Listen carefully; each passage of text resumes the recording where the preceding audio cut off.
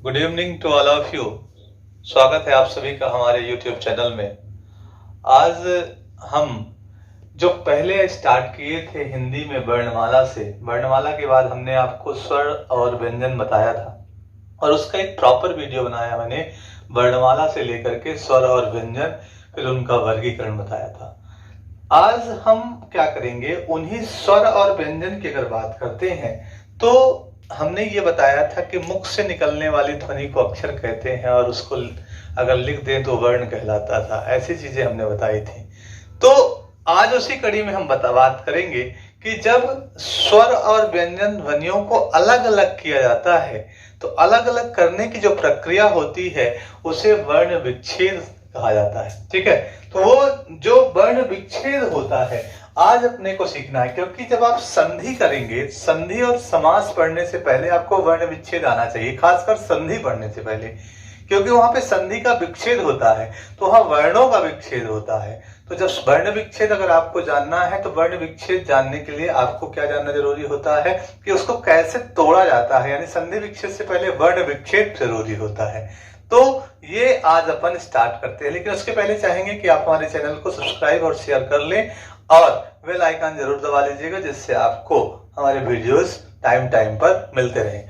तो वर्ण विच्छेद कैसे होता है, तो हम यहाँ पर अगर हम पीएससी के पेपर की बात करें कि वर्ण विच्छेद की परिभाषा लिखा जाए तो क्या लिखोगे, तो ध्यान रखना है जब किसी शब्द को, क्या बोला गया है, जब किसी शब्द को, या ऐसा लिख सकते हो कि जब किसी शब्द में से स्वर और व्यंजन,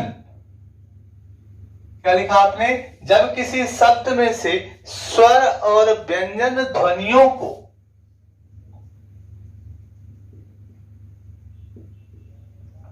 अलग किया जाता है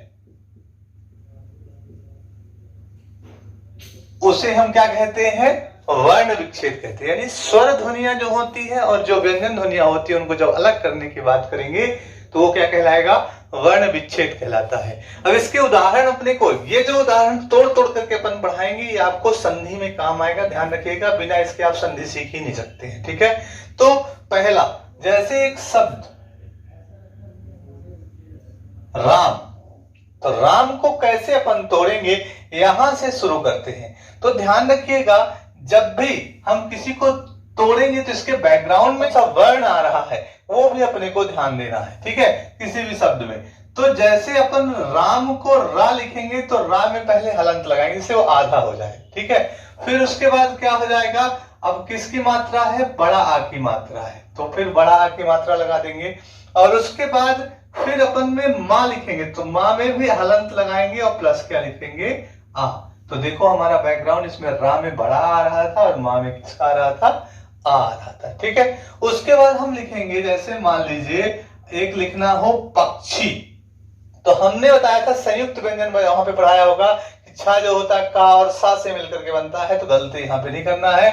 तो जैसे पक्षी, तो हमने पा लिखा और पा लिखने के बाद इस पे हलंत लगाया तो पा प्लस हो गया आ, अब प्लस फिर यहां पर छा लिखना है। तो जब छा की बात करते हैं तो छा किससे मिलकर के बनता है, का प्लस सा प्लस, उसके बाद यहां पर ध्यान रखिएगा बड़ी की मात्रा लिखी है इसीलिए इसमें किसकी मात्रा आ जाएगी, बड़ी की मात्रा। तो पक्षी हो गया कि नहीं हुआ। अब ऐसे ही आपको एक शब्द और सीखना है, जैसे है आपका कार्य।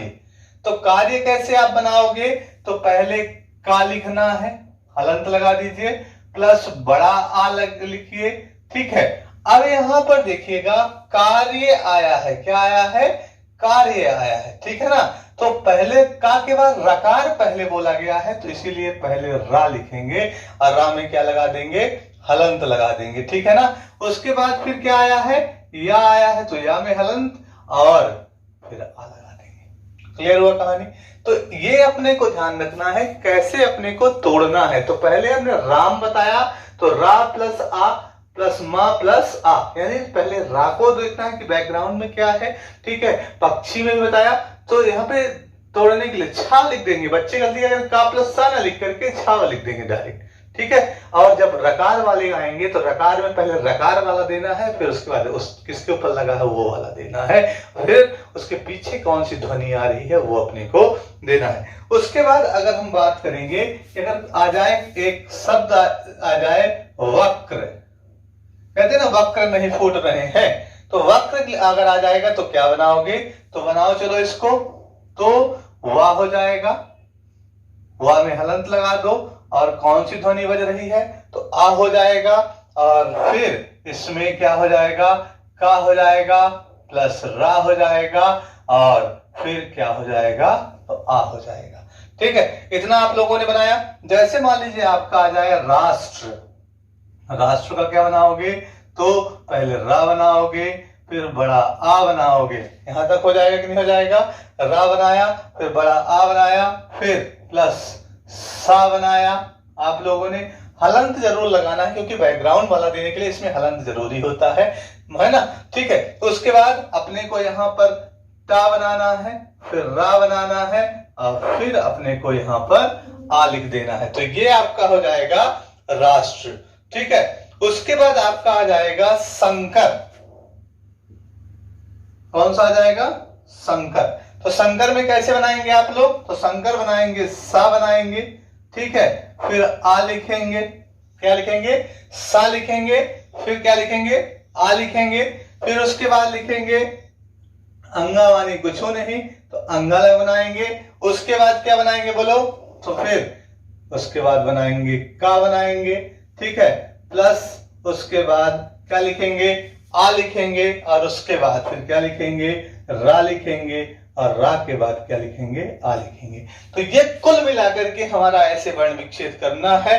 अब उसके अलावा फिर आगे जाकर के आप इनको कई सारे वर्ण हैं जैसे आप बना सकते हो। एक वर्ण आपको लिख लेना है, कई सारे वर्णों में तोड़ करके एक शब्द आपको लिखना है, जैसे है आपका कौन सा, संजय। उसके अलावा आप लिखिएगा संसार, संजय के बाद कौन सा बनाइएगा, संसार बनाइएगा।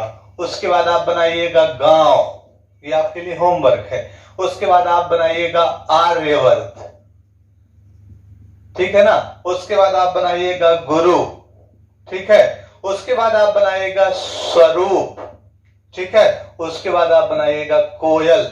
ऐसे ही आप बना बना करके आप क्या करेंगे, जब आप प्रैक्टिस करेंगे तो प्रैक्टिस करने के बाद आपका ये वाला जो तोड़ना है, जब आप सीख जाएंगे शब्दों को वर्णों के माध्यम से, तो आप क्या करेंगे, जब संधि अगली क्लास में पढ़ेंगे, अगली क्लासेस जो आपकी होंगी इसमें आपका जो है संधि पढ़ेंगे। तो अगली क्लास जब संधि पढ़ेंगे तो संधि में आपको संधि विच्छेद जब करेंगे तो सबसे ज्यादा आपका ये काम आएगा, ठीक है।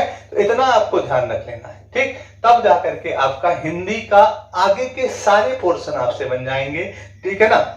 बिना इसके आप हिंदी सीख नहीं सकते, ठीक है।